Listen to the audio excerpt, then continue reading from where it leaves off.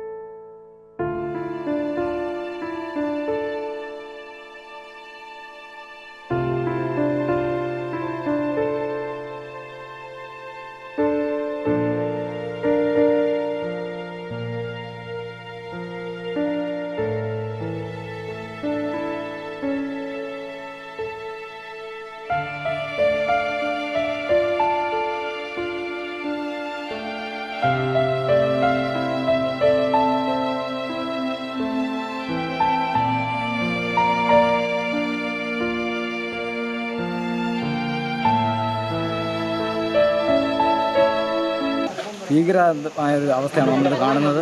നമുക്കറിയാം, ഇവിടെ മഴ കെടുതിയിൽ ഏറ്റവും കൂടുതൽ ദുരിതം അനുഭവിച്ച ജനങ്ങളായിരിക്കും ഇവിടെ ഉള്ളത്. നമുക്ക് വന്നു കണ്ടപ്പോൾ വളരെ അത്ഭുതമാണ് തോന്നുന്നത്. ഈ ഭാഗത്തൊക്കെ ഉരുൾ വന്നതും അതുപോലെ തന്നെ വണ്ടി പോലും എത്തിപ്പെടാത്ത രീതിയിലായിട്ടുണ്ട്. ഇവിടെ ഒരു രോഗി ആണെങ്കിൽ അവർക്കൊന്നും പോകാനുള്ള സൗകര്യങ്ങളില്ല. അപ്പോൾ അങ്ങനെയുള്ള കാര്യങ്ങളൊക്കെ ഉണ്ട്. ഇത് അധികാരികളുടെ ഭാഗത്ത് എത്തണം. അതുപോലെ തന്നെ ഈ മേഖലയിലെ വികസനത്തിന് വേണ്ടിയുള്ള കാര്യങ്ങളിൽ സർക്കാർ ഇടപെട്ട് പ്രത്യേക പദ്ധതി ഉണ്ടാക്കി അതിന് വേണ്ട നടപടികൾ സ്വീകരിക്കണമെന്നാണ് ഈ അവസരത്തിൽ പറയാനുള്ളത്. ഞങ്ങൾ കുറച്ച് നമ്മുടെ സഭാപ്രവർത്തകരും അതുപോലെ തന്നെ കോളേജ് NSS യൂണിയൻ്റെ കുട്ടികളും ചേർന്നാണ് ഇവിടെ വഴി ഇവർക്ക് നടപ്പാത ഉണ്ടാക്കേണ്ട ഒരു ഇതിൽ വന്നിരിക്കുന്നത്. അപ്പോൾ നമുക്ക് പറയാമെന്ന് പറഞ്ഞാൽ ഇതിപ്പോൾ ഈ ഉരുള് ഇവിടെ മാത്രമല്ല, ഇപ്പം റോഡ് സംബന്ധമായിട്ടും മണ്ണിടിച്ചിൽ ഭയങ്കരമായിട്ടുണ്ടായി.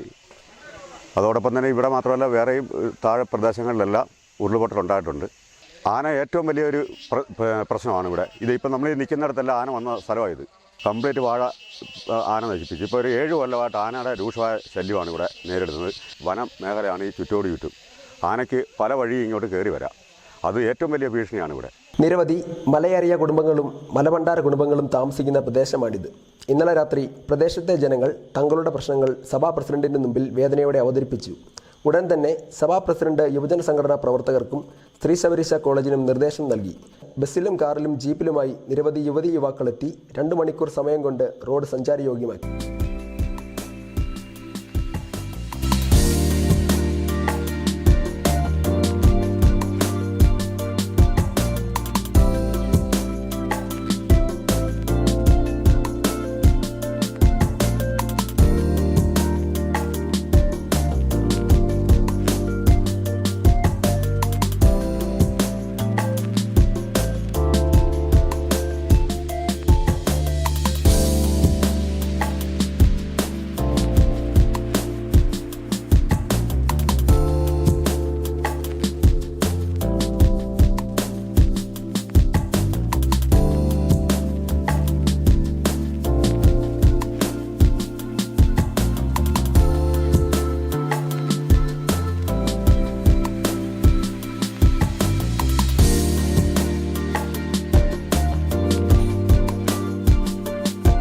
കൂടുതൽ വാർത്തകളും വിശേഷങ്ങളുമായി ശബരി ബ്രോഡ്കാസ്റ്റിംഗിലൂടെ വീണ്ടും കാണാം. നന്ദി.